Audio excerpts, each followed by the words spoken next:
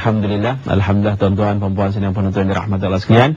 Kita banyak lagi bersyukur kepada Allah Subhanahu Wa Taala. Sebab apa? Sebab pada pagi ini Allah bagi lagi kesempatan kepada kita. Itu kita nak kena banyak-banyak bersyukur kan. Walaupun nikmat yang Allah berikan kepada kita ni kecil lah, nampak kecil kan, tapi kita nak kena syukuri sungguh-sungguh. Sebab kalau kita tak dapat benda tu, Masya Allah kan. Contoh kita makan je lah, makan kecil tuan-tuan. Tak makan pun boleh, nak makan pun tak apa. Makan macam mana, makan apa tak jadi masalah. Tapi katalah satu hari kita tak jumpa makanan, pergi kedai, semua kedai makanan tutup. Aina Korea pun tak ada jual makanan. Kat rumah kita tak ada makanan, habis, semua tak ada makanan. Oh, kita akan bising satu kampung ni, apa cerita tak ada makanan ni? Kecil je benda tu tuan-tuan. Kita boleh beli makanan RM1, RM2. Tapi bila tak ada makanan, oh kita akan bising. Itu kenapa kita nak kena banyak-banyak bersyukur kan. Dan bila mana Allah datangkan kepada kita kesusahan tuan-tuan, kecil je susah tu, kita jangan besar-besarkan. Sebab apa? Sebab kan, kadang kan, benda tu Allah nak tengok kita je kan? Jangan cerita benda tu besar baru kita nak takut kan? Kita nak beringat tak, yang kecil-kecil ni pun, kesusahan yang kecil-kecil ni kita nak kena banyak-banyak ingatlah. Sebab apa? Sebab kita janganlah dikarenakan benda yang kecil ni habis kita ungkit kan? Kita ungkit benda-benda tu kan, dikarenakan kesusahan yang kecil ni kita kata kita pun dah kan, sumpah seranah macam-macam. Itu kenapa Sayyidina Ali ada sebut apa dia? Ada satu benda kan, satu benda yang terlalu yang kecil tapi ianya besar. Yang besar itu kecil. Apa dia? Bila sahabat tanya kepada Sayyidina Ali, apa itu yang kecil besar, yang besar itu kecil? Yang kecil ialah apa dia tuan-tuan?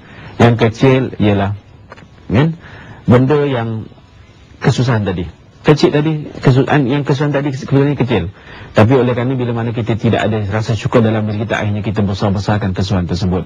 Dan yang benda yang besar itu kecil apa dia? Nikmat yang Allah berikan kepada kita sebenarnya terlalu besar. Nikmat terlalu besar. Walaupun benda itu nampak kecil, macam makan tadi kecil. Tapi bila kita tak dapat benda itu, akhirnya kita akan pening kepala.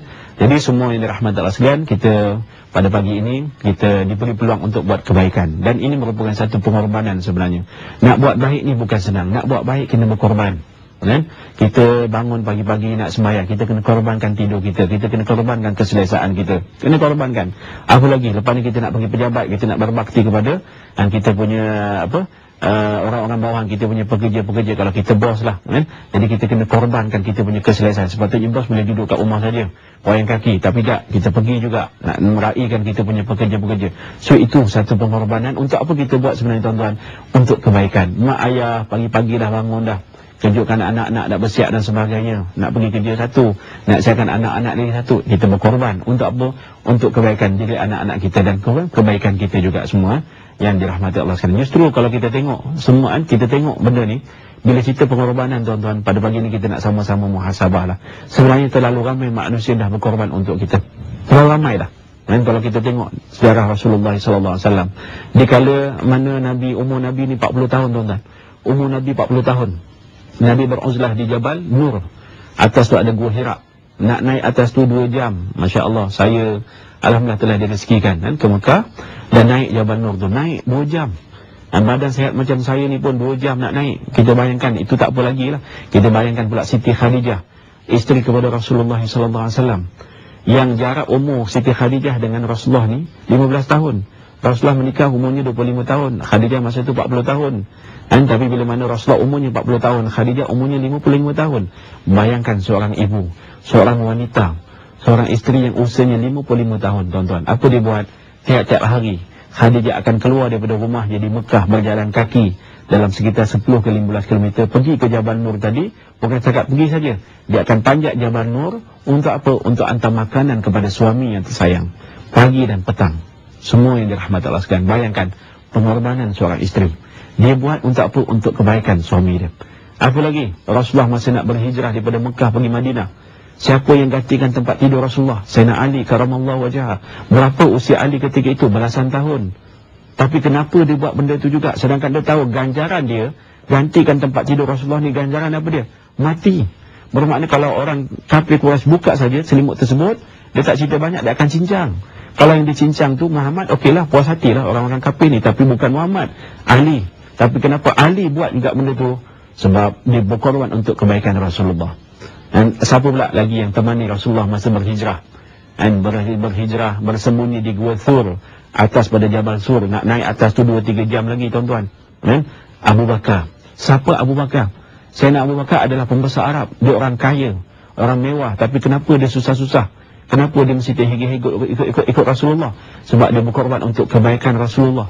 Dalam gua tu pula kalau kita lihat, dalam gua, dalam sejarah diceritakan, masuk-masuk tengok ada lubang banyak. Sayyidina Abu Bakar koyakkan serban dia, tutup lubang-lubang tersebut supaya ada jangan kalajengking ke ular keluar. Dan ada satu lubang tak boleh nak tutup dah sebab dah habis kain dah. Abu Bakar masukkan dia punya jari ataupun kaki dia masuk. Tiba-tiba kaki tadi, jari tadi dipatuk ular. Ada separuh riwayat mengatakan dipatuk ular, ada separuh riwayat mengatakan digigit oleh kalajengking. Tapi ditahan kesakitan sampai menitis air mata, menangis, tahan kesakitan. Dan ketika itu Rasulullah sedang terbaring atas riba Abu Bakar. Menitis air mata tadi kena kepada wajah Rasulullah. Rasulullah terjaga, kenapa ya Abu Bakar, kenapa engkau menangis? Takut ke? Bukan takut, rupanya tangan tadi dipatuk ular ataupun digigit kalajengking. Kenapa? Dia tak nak beritahu Rasulullah sebab dia tak nak bangunkan Rasulullah, biar Rasulullah tidur dengan selesanya. Dia sanggup korbankan keselesaan dia demi kebaikan Rasulullah. Siapa lagi tuan-tuan perempuan yang dirahmati Allah sekalian? Abu Bakar telah minta kepada anak perempuannya Asma binti Abu Bakar, seorang isteri, seorang ibu yang masa itu kandungannya berusia 4 bulan. 4 bulan Asma tiap-tiap pagi akan naik Jabal Sur tadi itu, berjalan 2 ke 3 jam, bawa makanan bagi kepada ayah dan Rasulullah. Bayangkan. Dan dia berjalan tu bukan berjalan biasa sebab takut musuh tengok. Dia jalan merangkak sampai Cala Bala, siku dan lutut Asma ni tadi dalam keadaan mengandung 4 bulan. Jadi kita lihat terlalu banyak pengorbanan yang telah dilakukan oleh manusia-manusia sebelum ni untuk apa sebenarnya? Untuk kebaikan kita. Jadi sekarang ni kita tengok balik, mak bapak kita telah berkorban untuk kita. Mak ayah kita, adik-beradik kita, abang kakak telah berkorban untuk kita. Siapa lagi? Ustaz telah berkorban untuk kita. Pemimpin-pemimpin telah berkorban untuk kita. Sekarang ni apa yang kita boleh korbankan pula untuk kebaikan orang lain?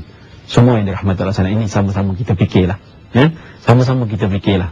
Apa yang kita boleh korbankan untuk kebaikan orang lain? Yang pasti benda yang kita nak korban tu benda yang baik lah. Lepas tu untuk kebaikan orang. Bukan kita berkorban untuk benda-benda yang tak baik. Ada orang sanggup korbankan prinsip hidup dia semata-mata nak dapatkan benda yang tak baik. Dia nak pangkat, dia sanggup korbankan prinsip dia. Terima rasuah, beri rasuah contoh. Dia nak satu jawatan, dia sanggup naya orang, dia sanggup potong orang dan sebagainya. Apa lagi? Dia nak glamour, dia nak itu nak ini, dia sanggup buat benda-benda yang tak baik semata-mata dia dapat benda tu. So bila kita cerita pasal korban tuan-tuan, bukan untuk benda-benda yang tak baik tapi untuk kebaikan. Yang kita korbankan adalah satu benda yang baik, dan yang kita nak dapat ataupun yang kita nak beri pada orang pun adalah satu benda yang baik. So macam mana? Kita nak tengok pula apa pengorbanan kita. Tak lain tak bukan ialah kita tengok beberapa perkara lah. Sebab benda ni adalah untuk kebaikan kita bersama. Rosaknya orang-orang dulu sebab dia buat benda-benda ni. So maknanya kalau kita nak selamat, negara kita nak aman, damai, tentram, walaupun kita rakyat yang majmuk, ada Cina, ada India, ada Melayu, ada Islam dan bukan Islam. Jadi kalau kita nak aman, tentram, perpaduan kita nak kena jaga, marilah kita lihat beberapa perkara ni. Pertama, marilah bermula pada hari ini. Nak tunjukkan kita punya pengorbanan ni, apa yang kita nak buat, apa yang kita nak kena buat tuan-tuan. Kita tinggalkanlah apa yang kita nak kena tinggalkan. Tinggalkanlah hiburan-hiburan yang melampau kalau boleh. Jadi hiburan tak salah. Hiburan tak salah. Masalahnya kita, yang salah ni kita kadang kita terlampau sangat. Suka sangat benda tu kita buat, suka sangat benda tu kita makan. Bila dah banyak makan, jadilah macam saya ni, gedebak, gemuk, banyak kolesterol dan sebagainya. Ini masalah. Itu kenapa Allah tak suka orang melampau. Dalam agama pun jangan melampau. Jadi nanti kita akan jadi ekstremis. Jadi dalam buat apa pun jangan melampau. So kita nak berhibur, silakan berhibur, tapi janganlah melampau-lampau. Sebab hiburan yang melampau ni lah sebenarnya akan merosakkan kita. Akan merosakkan kita. Yang kedua, kita tinggalkanlah perkara-perkara yang sia-sia ni tuan-tuan, yang berpoya-poya, banyak suka berpoya-poya, berlepak-lepak, bersantai-santai. Kita gunakanlah masa yang Allah berikan kepada kita ni untuk kebaikan. Untuk kebaikan. Jadi negara kita saban tahun sambut merdeka, sambut apa lagi? Ma'al hijrahnya untuk orang Islam kita sambut Ma'al hijrah. Setiap perayaan-perayaan dalam Islam kita buat sambutan-sambutan, contohlah Maulid Rasul ke, Isra' Mi'raj ke. Benda ni sebenarnya nak mengajak kita untuk buat kebaikan. Biarlah kita habiskan masa kita ni untuk kebaikan, daripada kita habiskan masa kita untuk benda yang tak ada kebaikan. Kita berpoya-poya. Nak pergi masjid ke, nak pergi karaoke. Dua ni, satu masjid, yang ni karaoke. Kita tengok karaoke tu apa? Punya karaoke. Problem lah tuan-tuan. Ini yang ketiga, marilah sama-sama kita tinggalkan. Apa kita tinggalkan? Tinggalkanlah bermegah-megah ni. Hidup nak gelima-gelima, tak salah. Kalau Allah bagi kita rezeki duit banyak, kalau Allah bagi kita apalah, tak salah. Tapi janganlah kita nak berbangga-bangga sangatlah dengan benda-benda itu. Sebab tak kesudah pun. Jadi kita nak bangga-bangga sangat dengan apalah, kedudukan kita ke, dengan nama kita ke, dengan rupa kita ke, dengan gaya kita, tak ke mana pun tuan-tuan.